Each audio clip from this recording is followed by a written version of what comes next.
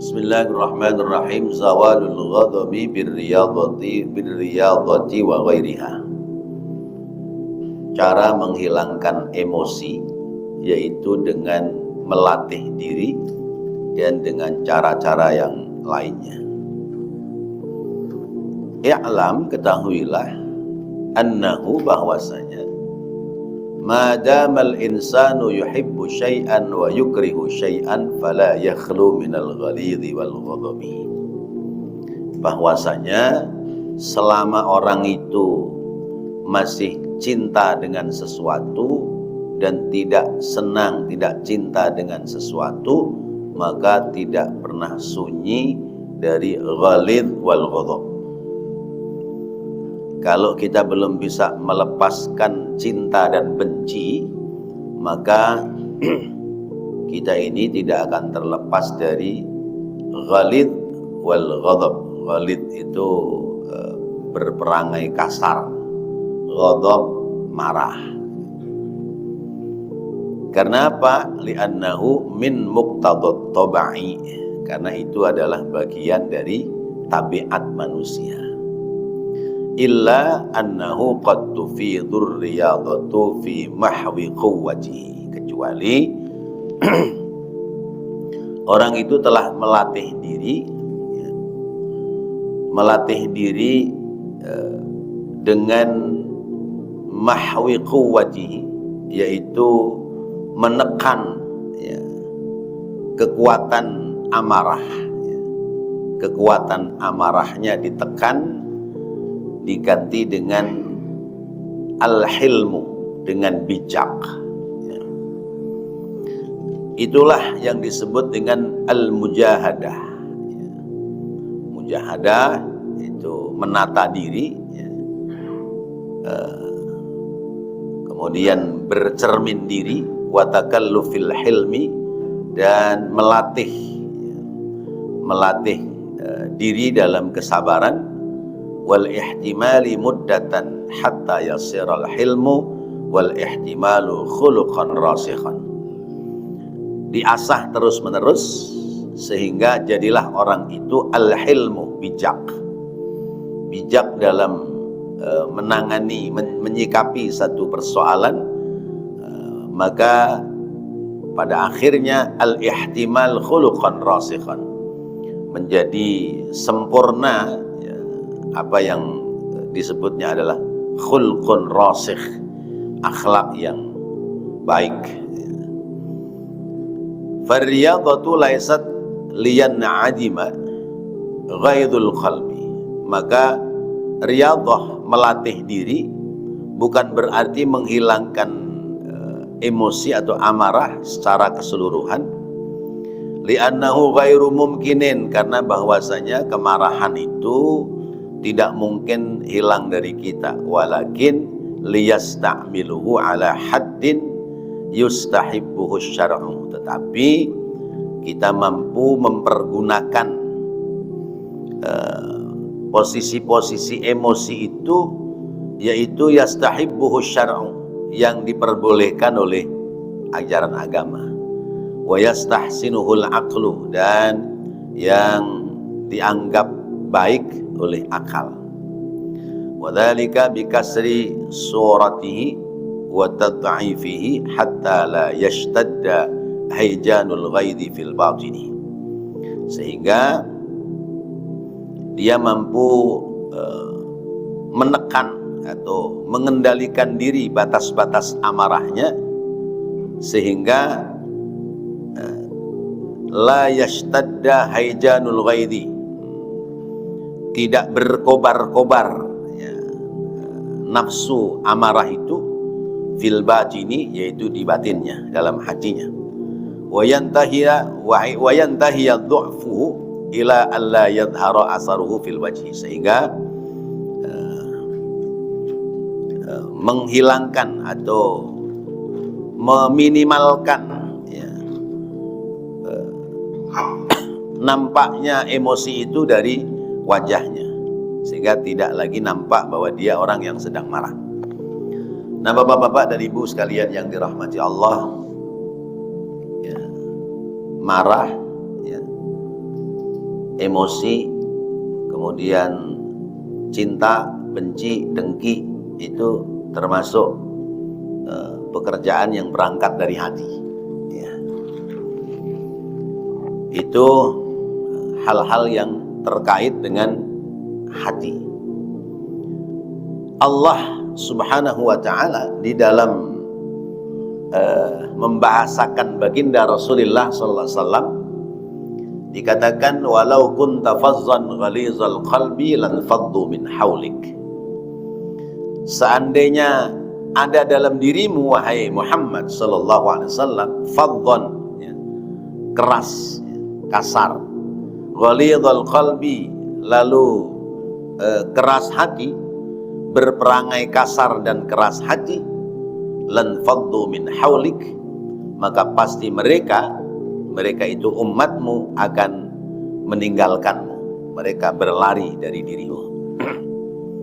Nah, ini akhlak yang ada dalam diri Rasulullah SAW, namanya al-akhlaqul karimah, akhlak yang mulia. Bahkan beliau, ya, sebelum menjelaskan tentang isi agama, apa saja yang harus dikerjakan oleh orang yang beragama, beliau terlebih dahulu meletakkan dasar-dasar akhlak. Innama bu'istu liutammima makarimal akhlak. Sungguh aku ini diutus oleh Allah untuk membangun moralitas, membangun akhlak yang sempurna. Nah, terkait dalam urusan kehidupan ini, sesungguhnya akhlak itu dikedepankan. Orang akhlaknya baik, akhlak baik itu, ya, tercermin dari pemahaman dalam beragama yang sempurna. Lalu adab, ya, ada akhlak, ada adab. Ya. Lalu adab, ya, tata krama, itu tercermin dari mengaplikasikan nilai-nilai ibadah. Ya. Aplikasi dari nilai-nilai ibadah melahirkan adab, tata krama. Kemudian aplikasi dari pemahaman agama yang sempurna melahirkan akhlak yang sempurna. Nah, zaman jahiliyah itu zaman bukan orang bodoh ilmu, tetapi bodoh dalam adab, bodoh dalam akhlak dan tata krama. Karena itu jahiliyah bisa muncul berulang kembali dari zaman ke zaman. Sekarang ini zaman jahiliyah apa zaman ilmiah? Jahiliyah apa ilmiah, Pak? Kalau hutan digundulin itu jahiliyah apa ilmiah? Gundulin hutan, menggali, melubangi tanah-tanah, ya. Ya, seperti tikus-tikus yang mencari makanan di dalam tanah. Melubangi tanah-tanah seperti babi hutan yang mencoba mencari perlindungan, keselamatan di dalam tanah. Subhanallah. Nah, dan ternyata dilakukan bukan oleh orang-orang awam, tetapi orang-orang yang berpendidikan. Maka kejahatan orang bodoh tidak berimplikasi kepada kerusakan yang besar. Tapi kejahatan orang yang pintar, orang yang berilmu, bisa berimplikasi kepada kerugian yang besar. Orang bodoh, orang susah, orang miskin, ya, kalaupun melakukan kejahatan paling banter ya nyolong sendal di masjid, ya. Ya, karena udah kebentok. Atau misalnya ya ada yang ke masjid naik sepeda, ya. Naik sepeda apa bawa sepeda? Ya, naik, ya. Intinya kesini bawa sepeda motor, enggak, naik. Kalau bawa berat.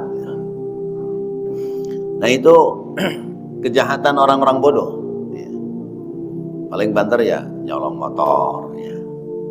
Atau kadang-kadang nyolong burung, gitu.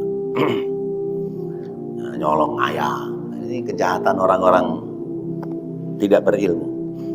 Tapi kejahatan orang berilmu, Masya Allah, ya, merampok kekayaan negara. Ya. Ya. Kalau kejahatan orang berilmu kadang-kadang senjatanya itu lebih ringan, ya. Cuman polpen aja, ya. Polpen yang ditorehkan di atas kertas, ya, menjadikan sebab muncul kejahatan. Itu uang yang bermiliar-miliar di bank itu kira-kira dipindahin pakai mobil, bermobil-mobil, atau cukup dengan oret-oretan di kertas. Ini contoh, ya, Masya Allah. Nah, kenapa kejahatannya muncul di kalangan orang-orang berilmu, sementara kita tidak bisa melakukan kejahatan seperti itu? Karena sesungguhnya kita tidak berkesempatan. Kalau berkesempatan ya judulnya wallahu alam. Karena itu kita diberikan didikan moralitas, moral, akhlak, adab, tata krama, ya, perilaku, apalagi attitude, budaya. Ya. Karena memang kita adalah makhluk manusia, bukan makhluk yang lain. Nah, terkait dengan itu semua, ada dalam diri kita itu penyakit namanya ghadab, ghalidhul qalbi wal ghadab, ya. Hati yang kasar serta mudah marah, ya. Ada orang yang tidak bisa marah, ada orang yang mudah marah, ya. Ada yang cerita begini, orang hidup itu kan, manusia itu dicipta dari 4 unsur, ya. Unsur api, unsur udara, ya, unsur apalagi air, dan unsur tanah itu. Ya. Kalau diam-diam menghanyutkan berarti lebih banyak unsur air. Kalau orang itu selalu nerima, pasrah, berarti lebih banyak dari unsur tanah. Tanah ini kan nerima, diinjek-injek kemudian balas, ya. Ya, dikencingin nggak marah, ya, dibuangin kotoran nggak marah. Ya. Ada yang gampang marah, boleh jadi terbuat dari lebih banyak unsur api, misalnya seperti itu. Tapi ada juga yang bilang begini, kenapa dia gampang marah? Oh, mungkin terbuat dari tanah yang bersengketa. Masya Allah, orang ada-ada aja, ya. Nah, perangai itu, ya, namanya tabiat, watak. Ya, watak merubahnya susah, ya. Tidak seperti mengobati watuk. Ada watak, ada watuk, batuk. Kalau batuk cukup di komik aja. Tapi kalau watak susah obatinya. Saya ambil contoh cabai, wataknya cabai apa Pak? Pedas. Ya. Tapi ketika ditaruh di cobekan ya namanya, ya, yang buat ngulek itu, lalu dicampur dengan garam, dicampur dengan bawang, dicampur dengan unsur-unsur yang lain, digabungkan jadi satu, watak pedesnya berkurang apa masih tetap pedes? Ya, berkurang karena mau bercampur dengan yang lain. Pedesnya nggak bisa hilang, tapi setidaknya berkurang karena mau bergaul dengan bawang, ya, mau bergaul dengan kemiri dan yang lain. Itu contoh. Berarti watak itu bisa berubah manakala orang mau bergaul dan pergaulannya terhadap orang-orang yang lebih baik. Rasulullah itu disifati oleh Allah, fabima rahmatin minallahi lintalahum walau kunta fazzan ghalizal qalbi lan faddu min haulik. Bahwa dengan sebab rahmat Allah, dikarenakan rahmat Allah, lintalahum, maka kamu bersikap lemah lembut, layyin, lemah lembut terhadap mereka, terhadap umat. Walau kunta fazzan ghalizal qalbi lam faddu min haulik. Seandainya kamu keras kepala dan keras hati, berwatak kasar, lan faddu min haulik, maka pasti mereka akan meninggalkanmu. Nah, sementara sosok teladan kita adalah Rasulullah sallallahu alaihi wasallam. Berarti kita dalam hidup harus punya sifat lemah lembut, harus punya sifat namanya layyin, harus punya sifat namanya halim.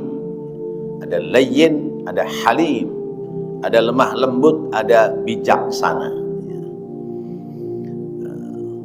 Kemudian Allah mengajarkan kepada Rasulullah, fa'fu anhum wastaghfir lahum wasyawirhum fil amri fa idza azamta fatawakkal 'ala Allah innallaha yuhibbul mutawakkilin. Kalau ada orang salah kepadamu, maka maafkan dia. Fa'fu anhum. Terhadap orang lain yang salah, kita maafkan. Di dalam surat ayat yang lain, yaitu Furqan ayat 63, Al-Furqan 63, Allah menyebut ada hamba, itu disebutnya ibadur rahman, hamba Allah zat yang maha rahman. Allah itu rahman, ya, mengasihi kepada siapa saja, ya. Yang ibadah kepada Allah dikasih sama Allah, yang ibadah kepada selain Allah dikasih pula oleh Allah.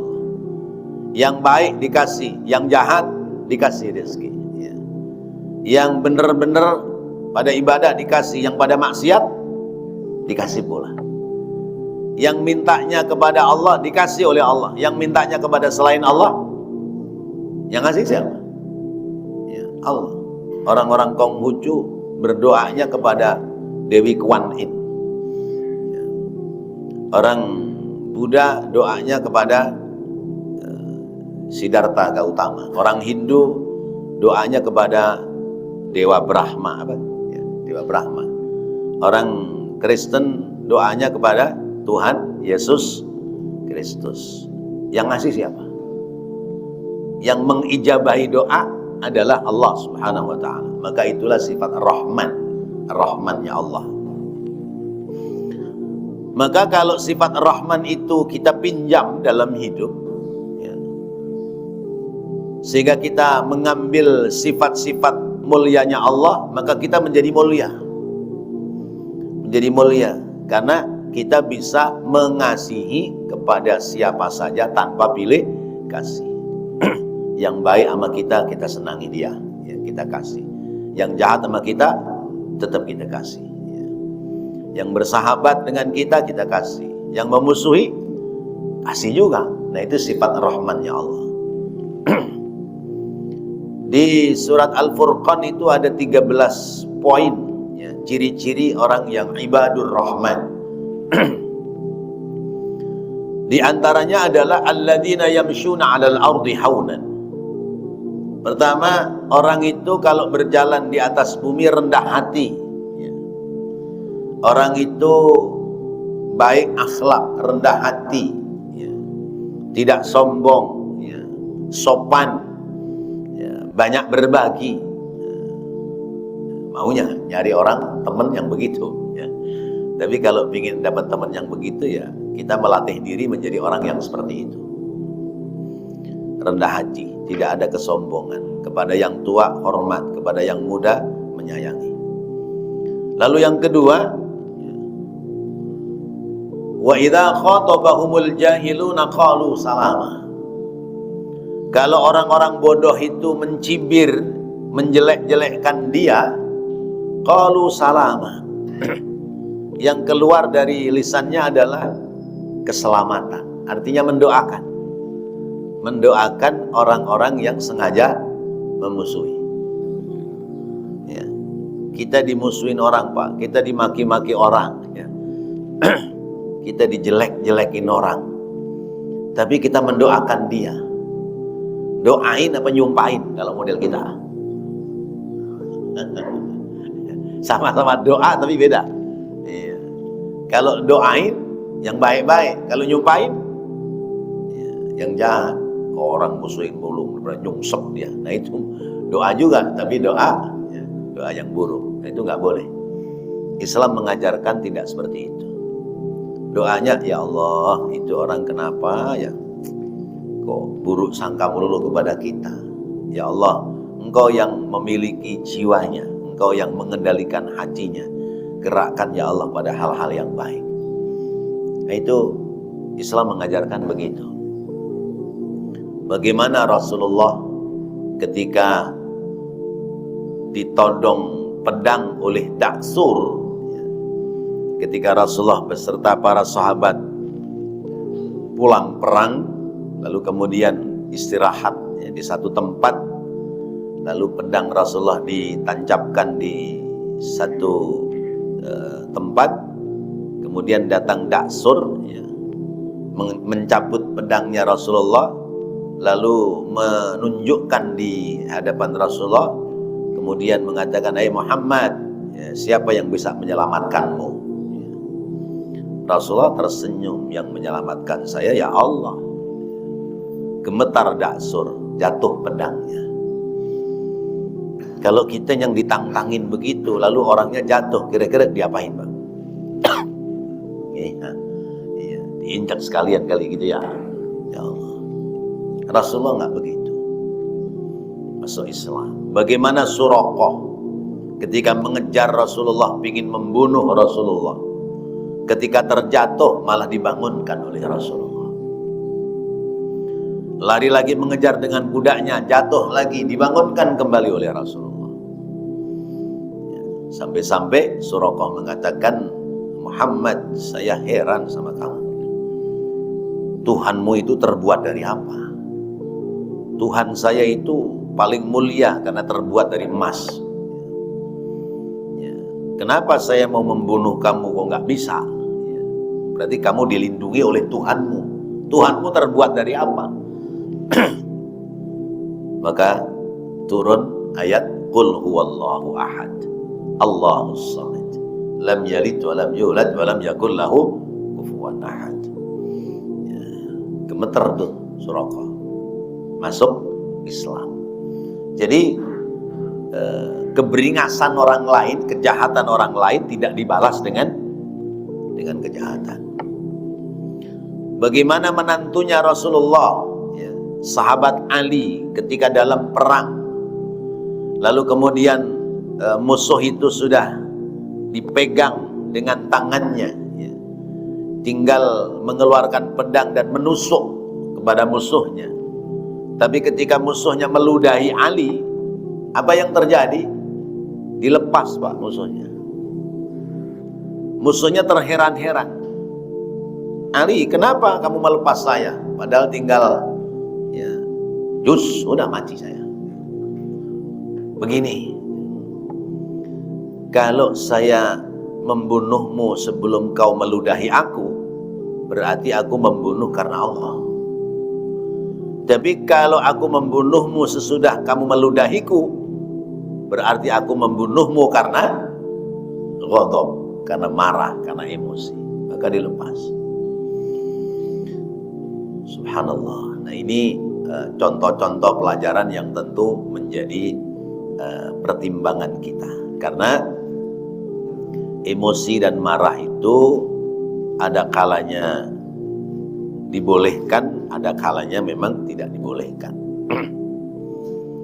Kalau orang itu mengusik tentang agama kita, atau orang itu merendahkan kitab suci kita Al-Quran, maka kita boleh marah. Tapi ketika mengusik tentang pribadi kita, maka tidak mesti harus marah. Allah mengajarkan fa'fu anhum wastaghfir lahum.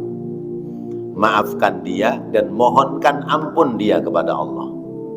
Wasyawirhum fil amri, dan bermusyawarahlah terhadap semua urusan. Fa idza azamta fatawakkal 'ala Allah. Kalau kita punya azam, punya niat-niat yang baik, maka serahkan diri kepada Allah Subhanahu wa taala. Jadi bagaimana mengendalikan emosi? Birriyadhah, dengan melatih diri. Kita harus punya kalimat-kalimat dan bahasa-bahasa yang bisa untuk mengendalikan diri kita. Orang memaki kita, mencaci kita, bahasa kita, nah orang gila dilawan. Kalau kita ngelawan orang gila, ya sama gilanya. Nah, itu cara kita mengendalikan emosi diri. Orang stres kayak begitu mau dilawan, ya sama-sama stresnya kita. Itu namanya riyadhah, melatih diri. Poin berikutnya misalnya, kalau saya melawan dia, saya emosi, terpancing kalimat dia, omongan dia. Kalaupun saya menang, nggak tenar, ya, nggak hebat. Ya. Tapi kalau saya kalah, ya, malah menjadi tidak terhormat. Lah, udah nggak usah dilawan orang model begitu. Ya. Nah, itu poin-poin yang harus kita keluarkan. Ya. Atau misalnya, ngapain kita harus meladeni dia? Buang-buang energi. Ya. Orang semua juga tahu siapa dia. Nah, itu cara kita mengendalikan emosi kita. Bahasa-bahasa untuk menekan diri kita sehingga kita tidak muncul emosi dan marah.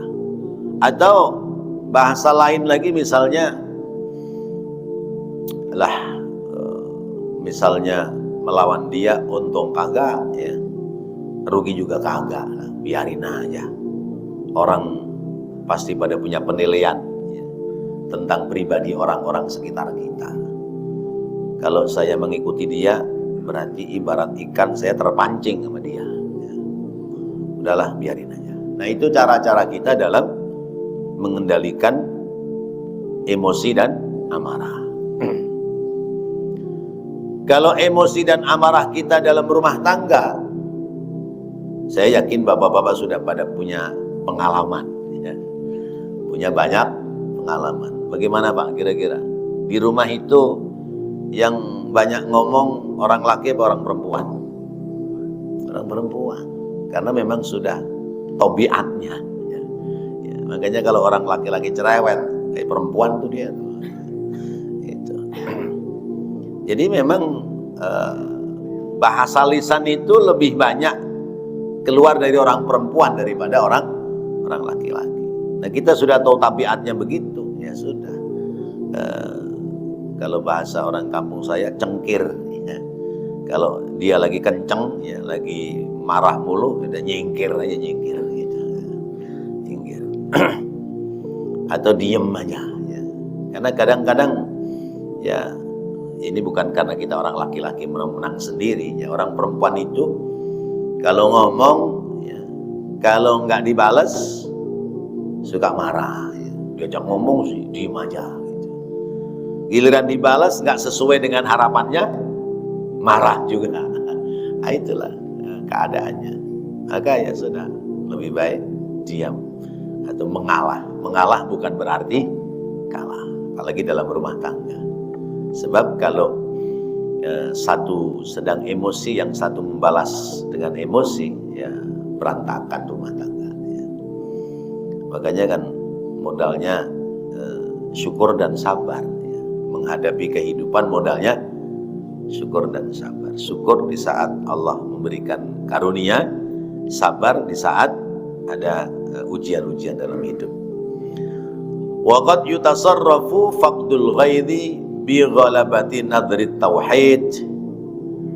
Dan kadang amarah itu hilang dengan sebab kita kembali berpikir tentang mentauhidkan Allah, mengesahkan Allah. Ghalabati nadri tauhid, artinya kalahkan emosimu dengan menggambarkan tentang keesaan Allah. Misalnya begini, iya ya, orang dalam hidup ini kan pasti ada yang melakukan kesalahan dan dosa. Ya. Allah saja terhadap hambanya yang melakukan dosa tidak dengan serta-merta langsung amarah. Ya. Tidak seperti risalah nabi-nabi zaman dahulu. Kalau risalah nabi-nabi zaman dahulu, kalau orang berbuat dosa itu langsung dikutuk oleh Allah. Umatnya Nabi Musa dibilangin ngeyel, hari Sabtu jangan nyari ikan. Ini ya, tukang ikan di laut, ya, nelayan. Hari Sabtu ikannya nenggel ke tepian. Ya, mereka nyari serokan, bawa alat. Itu. Kata Nabi Musa, hari Sabtu itu hari ibadah. Ya. Jangan mencari dunia. Ya. Dari semenjak terbenam matahari, ya,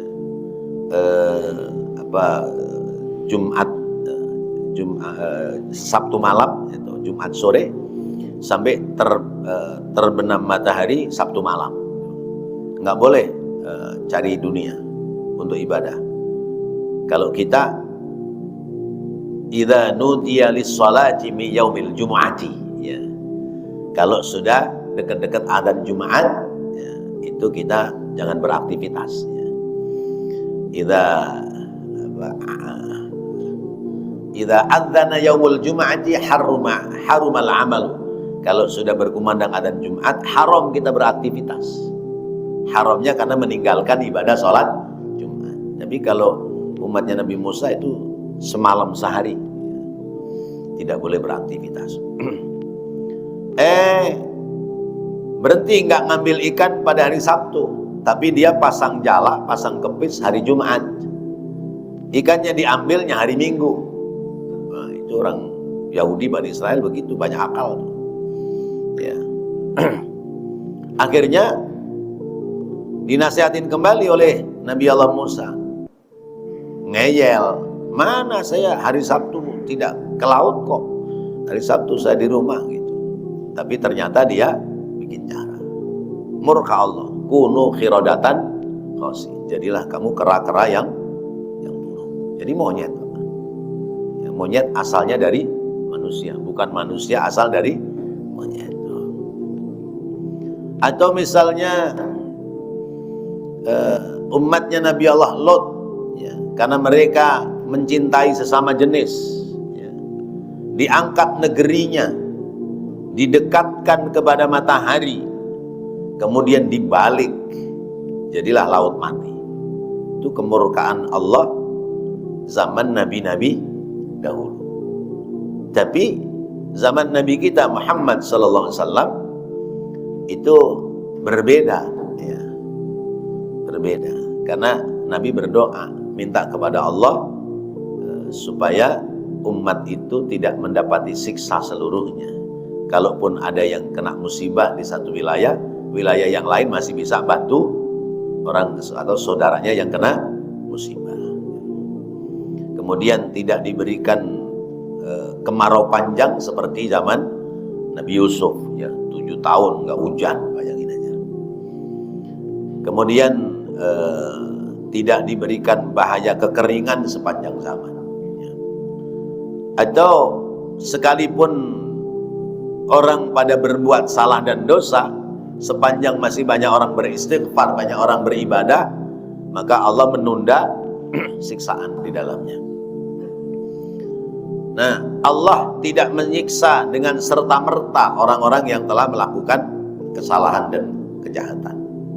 Nah, itu namanya taghlibul qalbi, taghlibul qalbi binadri tauhid, ya, merubah hati kita dengan menyebut keesaan Allah. Au bi ayya'lama anna Allah Ta'ala yuhibbu minhu, atau dengan mengetahui bahwasanya Allah mencintai pada orang yang tidak mudah marah. Alla yaghtadha fayudfi'u shiddatu hubbihi, ya, lalu bisa meredam, ya, kecintaan dalam kemarahannya, berganti dengan mendekatkan diri kepada Allah. Jadi kalau orang marah itu api, karena itu disunatkan orang marah itu ambil wudu, ya, padamkan api marah dengan wudu, lalu sholat sunnah atau baca Quran. Itu cara mengendalikan kita dalam hal emosi. Au bi ayashtaghilal qalbu bi daruriyyin ahamma minal ghadabi, atau menyibukkan diri, menyibukkan hati dengan hal-hal yang lebih penting daripada memperturutkan emosi dan marah. Tadi bahasanya, ngapain saya ngelawan dia, ngapain saya emosi karena dia, buang-buang energi. Nah, itu artinya adalah menyibukkan diri pada hal-hal yang lebih bermanfaat. Maka istilah lu jual gua beli itu sesungguhnya dalam Islam kurang tepat, ya. Karena ada istilah, ya, emang berani dia sama gua, katanya, ya. Lu jual, gua beli apa gua borong? Diborong, dibeli doang dikit, diborong semua. Lu jual, gua borong. Nah, jadi istilah-istilah seperti ini sesungguhnya kurang tepat, ya. Kecuali pada hal-hal yang baik, ya. Hal baik itu misalnya orang berbagi kepada kita hal-hal yang sepele, nah kita membalasnya dengan hal-hal yang lebih baik. Itu bisa saja seperti itu.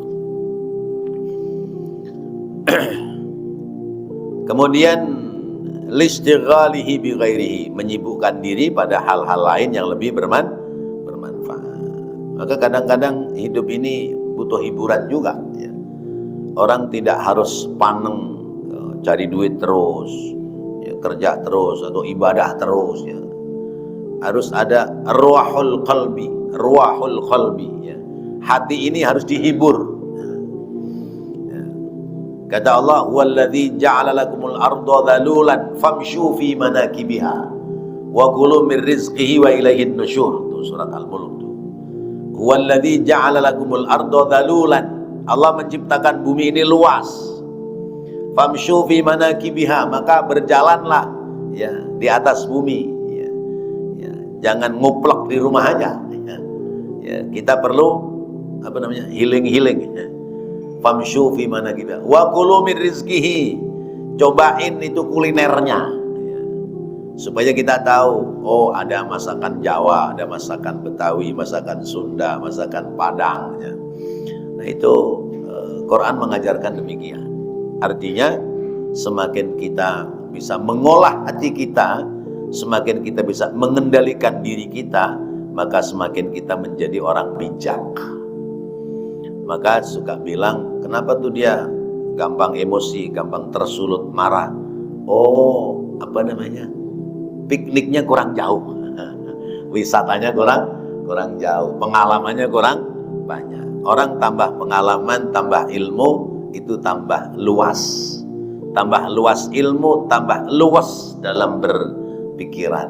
Orang tambah pengalaman, tambah ilmu, itu tambah bijak dalam menyikapi segala persoalan dalam kehidupan di masyarakat kita. Maka terhadap emosi yang muncul dari diri kita, marah itu tidak bisa dibuang. Tetapi bagaimana kita mengendalikan marah, kemudian menjadi ramah. Mengendalikan marah jadi ramah. Mengendalikan panasnya cabai menjadi sedapnya sambal.